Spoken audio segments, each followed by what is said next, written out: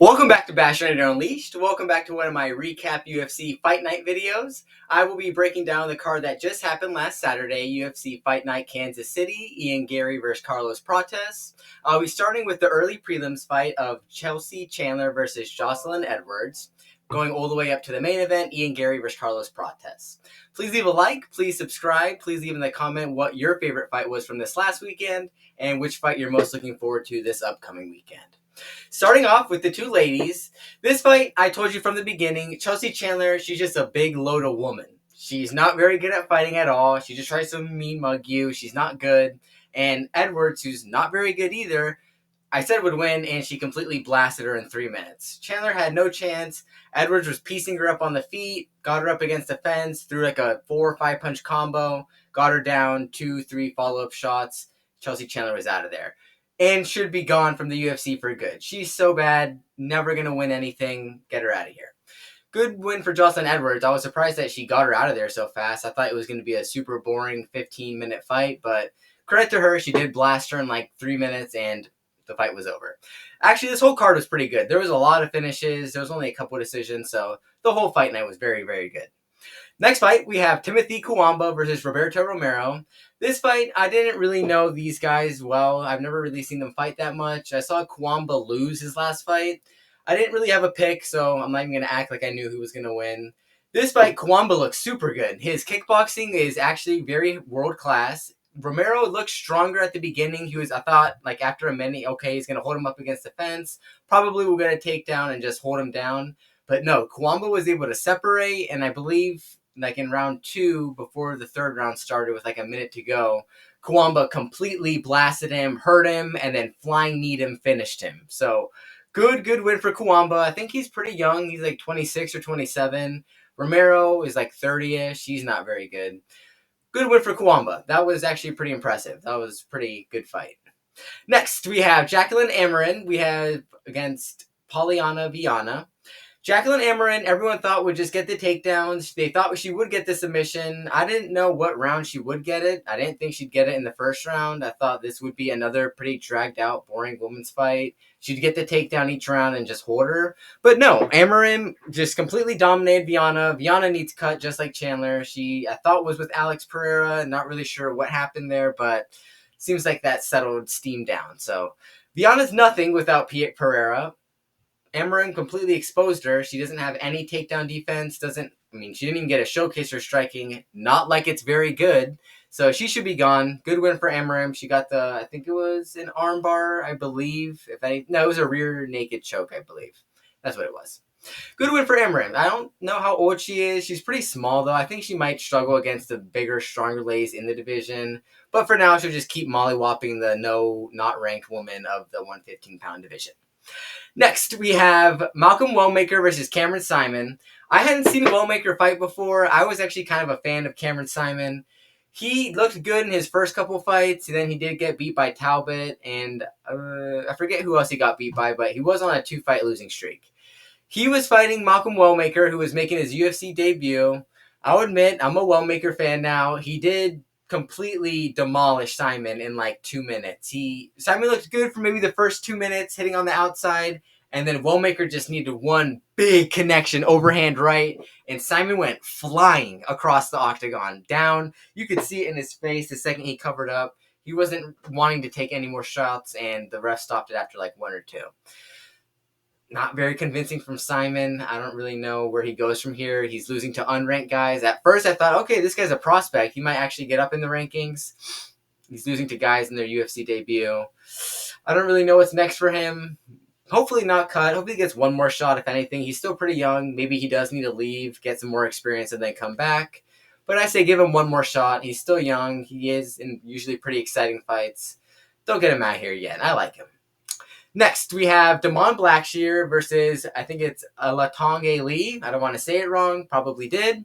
I went with Damon Blackshear in this fight. Obviously, I thought he was going to stay on the feet. I thought he would get some takedowns, if anything. Didn't shoot once. Alateng, I think, was the one shooting. Blackshear dominated the first round. Second round, he did slow down a little bit. Borderline could have gone to Alateng the second round. So I was actually a little bit nervous for like a minus 490 favorite as he was entering the fight, Blackshear. And luckily, right off the bat, round 3, he just picked it up again instantly, just like round 1. And Alateng just started falling farther and farther behind for the 3rd round. So once it went to the scorecard, it was very convincing. Okay, Blackshear definitely won 29-28, borderline 30-27. So that was a good, solid win. Didn't see anything wrong with that pick. I didn't really see Alateng getting much success here. He hasn't really had much success in his last few fights. Shorter, stockier, just throwing all he had is what it is. Another loss for him. Next, we had Chris Gutierrez versus Zhang Castaneda. I didn't really have any pick on this fight. I was watching it. I was like, I don't know who's winning. It went to a split decision. It could have gone either way. Probably leaning more towards Castaneda when it went to split decision, but it went to Gutierrez. Castaneda had the control time in round 1 and 3. Gutierrez did try and look stylish at some points in the fight where he did have a good few moments. But other than that, it seemed like Castaneda had more control of the fight. Gutierrez really isn't good. El Guapo, he's not guapo. Sexy Mexi, on the other hand, isn't sexy. Both of them are bad. Both of them are going to stay unranked. I thought Gutierrez could have a higher ceiling than Castaneda. Okay, maybe he'll get to number 10 or something. No. He's bad. Get him out of here. Castaneda, bad. Get him out of here. Not very exciting fighters. Decision fighters. I don't really care for them when they fight. Next fight, we have Evan Elder versus Gage Young. Gage Young, I believe, was making his UFC debut. He actually did fight pretty hard. I'll give it to him. I thought Evan Elder would win just based off I've only ever seen Elder fight, and he usually wins. This is a really solid, tough American-looking guy. Looks like he's in the military. Beat Gage Young. Gage Young did have a few moments in the fight where I thought, okay, maybe he will get around here. It was 30-27, I believe, in the end. But Gage Young did have a good few moments in that fight. Excited to see what's next for him. I believe he is still pretty young. He was fighting in front of his home crowd, so he probably did have that extra go for it. But I think he's 27, 28.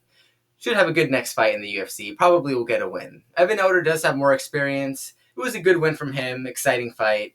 Moving on to the featured prelim of the night, we had Matt Schnell versus Jimmy Flick. I personally was like, I'll go with the underdog, Jimmy Flick. He is a little just tough country wrestler. We all know his striking is terrible. And going against Matt Schnell, the terribly chinned striker who always gets chinned, gets taken down, and usually gets hammered. Jimmy Flick did what I want this whole fight. I'm not even going to get mad that he lost decision. He lost 29-28. Schnell did survive on the ground. Flick had him in a couple guillotines that looked really close. It's because in Schnell, in round 2, I believe, he reversed it, and then, to credit to him, he blasted him with 6 quick elbows. One of them cut him, so Flick was bleeding. He looked more damaged. They gave that round to Schnell, which kind of made it 1-1, because Flick obviously won round 1 off control time. That leaves us with round 3, all to fight for. And Flick still doing what we need him to, trying to go for the takedowns, gets another deep guillotine attempt, but Schnell's able to just hurt him more, reverse it. Goes 29-28 Schnell. Not even mad at it. Obviously, Flick was the underdog for a reason, but he fought for my money. I'm not going to get upset. That's what you want as a bettor, if anything. It sucks to lose, but it sucks to lose like Michel Pereira's bet, which I'll get to in a bit. That leaves us of the prelims. That moves us to the main card, starting with Ikram Aliskerov versus Andre Muniz. Andre, I thought actually he was a pretty good maybe underdog that you could bet on as well. He was plus 400, and it's good that I didn't because he got smoked. He looks terrible. He wasn't engaging. Aliskerov, who I don't personally think is that good either. He got exposed by Whitaker. Yeah, Whitaker's good on the feet, but Aliskerov has only really beat just not very good, fast, technical strikers. He's beat Warley Alves, another big, stocky guy. Now he beats Andre Muniz, who's not good on the feet either. I don't really think Aliskerov's that good. Muniz is clearly not that good, but I wouldn't get fooled by it. Yeah, Aliskerov has a lot of finishes. Muniz is just that bad. He wasn't even trying to get the takedowns, just staying pressed himself up against the fence. And Aliskerov was able to just tee off on him and get the finish in round 1. Took him about 4 minutes. So, Andre Muniz, you better win the next one or you should be gone. You're not very exciting. You had the Jacare Souza arm break, arm bar 5 years ago. And that's it. That's all I can remember from your career. Other than that, you've lost. You need to win the next one, buddy. Moving on, we have Matt Brown versus Nicholas Dalby. This was probably the fight of the night. Super exciting. I thought Randy Brown would win, and win he did. Second round KO. First round completely smoked Dalby in the face. Perfect punch. Only hit the nose, which just instantly broke Dalby's nose. Usually they hit the chin and then the nose, or just kind of both. Only knuckles hit nose, which is why it completely broke just instantly. Completely, or fair to Dalby. A minute later, or he survived that. A minute later, he knocks down Brown, has him down for the rest of the round, and probably won round one. He knocked him down and had control for the last minute and a half of the round. So even though he got his nose smashed, he probably won round one. Although pretty concerning seeing him in between rounds, the doctor trying to set it back, putting the cotton swab up there, seeing a bunch of blood come pouring out. Not very convincing for Dalby. Round two starts. We need Brown to just get loose again, start piecing him up on the outside, and that's what he did. He was able to hurt Dalby again, or I think Dalby hurt him actually a bit, got him up against the fence. Brown was able to separate. Dalby kind of came flurrying in again. Dalby didn't look like he hurt him too bad. He just kind of just barely nipped him, stunned Dalby, and then he pressed him up against the fence, landed some good clean shots on him. Dalby tried to fire back, and then Brown just throws a mean right hook and just face plants Dalby into the canvas. Dalby, I don't think he's ever been finished before, over 40 professional fights. First career loss by finish. Credit to Randy Brown. It was pretty sick. That was a good fight. Probably, yeah, it was fight of the night. Very exciting fight. Good one. Moving on, we have Michel Pereira versus Abus Magomedov. Probably the worst fight of the night. I had my faith in Michel Pereira, had him in a couple parlays. Would have won a bunch, but it's Michel Pereira who just completely screwed me. Of all the fights you see in Michel Pereira, and he never fights like this. It was so crazy and disappointing to see. He's usually flashy, doing these backflips, running off the cage. Okay, you don't need to fight like that every time, but you'd think you'd engage. He wasn't throwing any strikes, no kicks, no punches, getting stunned off nothing. Magomedov was very bad too. He didn't capitalize on it at all. It could have finished him. Such a bad fight, such a bad performance from Pereira. Did the stupid little walkout dance too. He needs gone. Dude, he was so bad, so disappointing. He's not a good fighter. He got exposed by Hernandez over 5 rounds last fight, and then just exposes himself this last fight. Magomedov wasn't this, okay, you got outclassed by him, which is one thing. You weren't engaging. You weren't fighting the whole time. Very sad and disappointing. I hate him now. I hate him. I hate Pereira. Get him off the screen. Don't want to see him again. I'm over Pereira. Moving on to Giga Chikadze versus David Onama. This fight, like a couple others, I didn't really have a pick. I would have just chose over round and a half, which it did go to decision. David Onama got the win. He was able to just have the more powerful strikes. Chikadze was trying to stay on the outside and just outpoint him. But when Onama would come flurrying in, he was clearly damaging him more. Got the better significant strikes in the whole fight. I think won each round 30-27, I believe. I don't even think it went 29-28.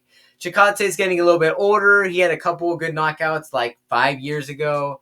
I don't really rate him that much either. If he gets taken down, that's it. He doesn't have any good takedown defense or get-up game. Onama, he is on the rise. I think he's 28, 29, so he'll still keep rising. Good to see him win. I'm excited to see the next one for Onama. I didn't bet on him this one. Did bet on him in this last fight, which he did get me the win. So I'm an Onama fan. Good win for him. Excited to see what's next for him. Moving on, we have the co-main event. We have Anthony Smith versus, I'll just call him Zhang. I think it's Myong, but I'll just call him Zhang. This was the retirement fight for Anthony Smith. We all knew this was coming. It was just another Zhang finish. Anthony Smith getting finished is what it is.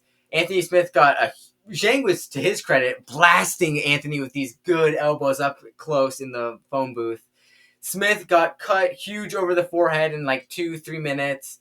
Not very exciting from Smith. Nothing really to offer on the feet. Didn't try and get him down.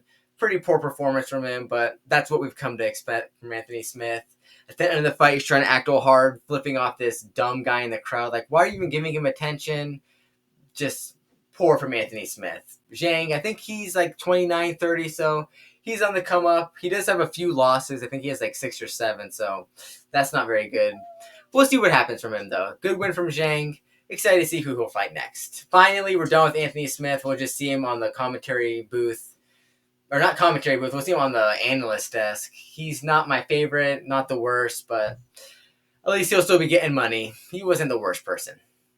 That will bring us to our main event, Ian Garry versus Carlos Prates. I was going with the minus 130 Ian Garry in this fight. I'm an Ian Garry fan. I know he gets a lot of slack for all that cuck talk and stuff, but I like Ian Garry. I like his confidence. I don't know why he gets all the hate. Probably because of the wife. If he didn't have the wife, he probably wouldn't be so bad. He wouldn't get all the hate. He's a smart MMA technical fighter, fights for your money. Good. You know, if you bet on him, he's going to fight strategically and smart for your money. So Garry is always a smart, good pick for any fight he's in. That being said, Prates was on like a 7-fight knockout streak or something like that. I knew he was going to be good. I figured, okay, Garry's going to stick on the outside and then just shoot on him, take him down. Because even though Garry's not the most amazing wrestler, he's going to do it smartly and technically. When Prates is coming in, he's going to shoot on him and get him down. Garry clearly won the first 3 rounds. Round 3, he did have a good moment where he flurried at Prates and hurt him. Round 4 started slowing down a bit, could have gone to Prates. Round 5 is where Prates definitely had the most success, was able to get Garry down, blasted him with actually really good ground and pound for a striker, was hurting him. Garry was struggling to get back to the feet, was able to, maybe the last 2 minutes, Prates was staying on top, still throwing shots, controlling him. Wasn't enough, obviously. He needed to finish him. He wasn't going to win on the scorecards, but good performance from Prates. It's not like he just got steamrolled. He was trying to hang in there. Did get outclassed pretty much by Garry. Is what it is. He's the younger fighter, less experienced, but he's that world-class championship caliber. Now we have, Bilal versus Jack Della Maddalena in 2 weeks. I think Ian Garry could do well against Jack Della Maddalena and Bilal. Only problem is Garry lost to Shavkat, and I think that was on short notice for Garry, which is fair in his credit, but I don't know. If Garry and Shavkat have both full training camps, it might go to Shavkat again. Kind of sucky. Garry had his moments in that fight as well, but I could see Garry beating both Bilal and Jack Della Maddalena. If I have to give my pick for that main event, I'll give you Bilal. I know that's in like 2 weeks. I don't know. I think Jack was losing to Gilbert for like 2 rounds until he was able to get the knee and luckily KO him. If it went to decision, it probably would have gone to Gilbert Burns. So Jack Della Maddalena is getting a lot of hype on him. I honestly see Ian Garry as like the dark horse of the welterweight division. Very good, very technical, very smart on the feet. I like him. Has some good trash talk. Very confident. Very good fighter. That brings me to an end of my recap for this UFC Kansas City card. Really, really good card. Lots of finishes. Fight of the night was Randy Brown versus Dalby. Obviously, I'm sure we all agree with that. Dalby got smoked by him in round 2.